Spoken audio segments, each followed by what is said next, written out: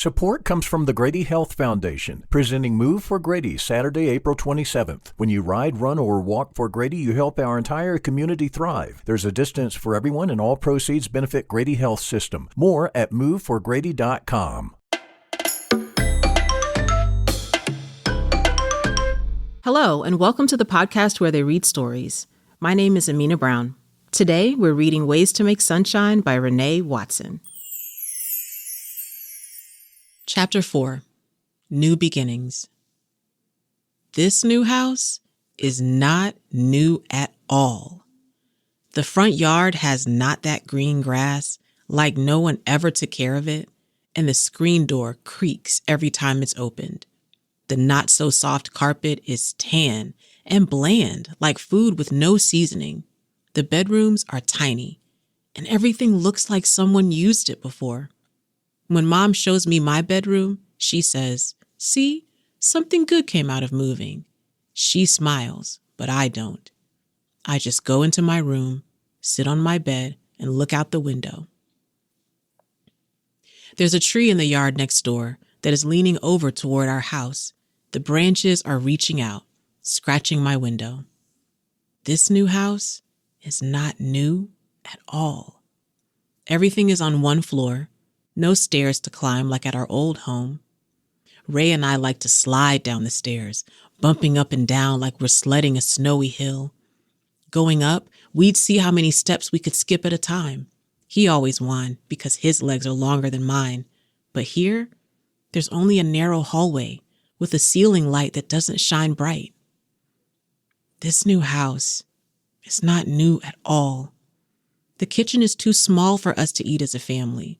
It is not even big enough to fit my sous chef table, the one Mom bought me so I could help to cook alongside her in the kitchen. It's just a small plastic table, tall enough for me to stand at without having to reach too high. Mom says I'll make a good chef one day because I am always experimenting and thinking up unique concoctions. I didn't know what concoctions meant, so Mom made me look it up in the dictionary. And I figured out that what she was saying is I'm good at mixing and inventing and putting foods together that may not normally go together, but turn out so yummy and delicious and sometimes our favorite. I am not old enough to cook by myself yet, but Mom lets me help her. When I was younger, I had a pretend kitchen set right next to our kitchen, and I played along as Mom made real dinner.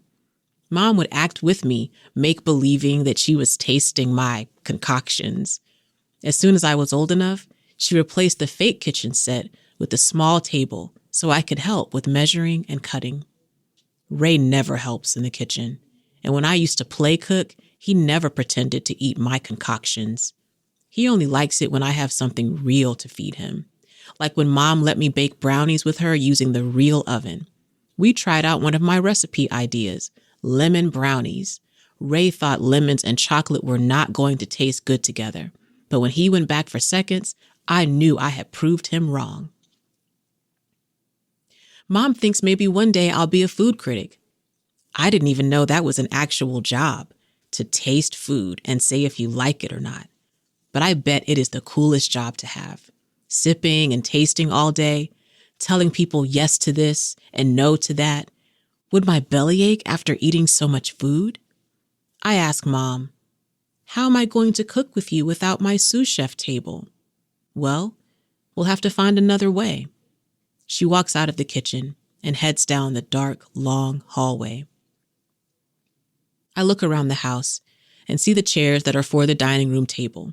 I take one and set it at the kitchen counter right next to the stove. I get on the chair, sitting on my knees. The chair wobbles, and I realize that this is not as comfortable as standing. I carry the chair back to the dining room and keep looking. "Ryan, you need to help unpack. You can't just stand around," Dad says. He is carrying empty boxes into the dining room. "Please get the broom out of the closet and sweep the kitchen." We've been busy all day, getting the house set up and unpacking. Everything has to be perfect because soon Grandma and her friend Mr. Simmons will be coming over for Easter dinner. Aunt Rose and Uncle David, too. We always have family dinners at our house, but that was because our house was the biggest. Even with moving, Mom insisted that we keep the tradition. I guess there are some things she doesn't want to let go of either. I open the closet and take out the broom. I know Dad said to sweep, but before I do that, I take out the step stool I find folded in the back of the closet. I open it and stand at the kitchen counter, right next to the stove. It's perfect. I will be able to cook with Mom and reach everything just fine. We'll cut and dice and measure together just like we always do. I think tonight we should cook one of our favorite dishes, like we used to at our old house.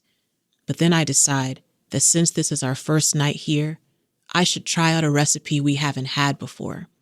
Something in this place should actually be new. And we'll find out what happens next in our next episode.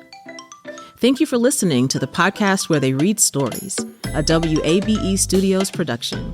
This show is produced by Scotty Crow, with additional production from Kevin Rinker and Matt Owen. Original music by Matt Owen. Find more at wabe.org/storiespodcast.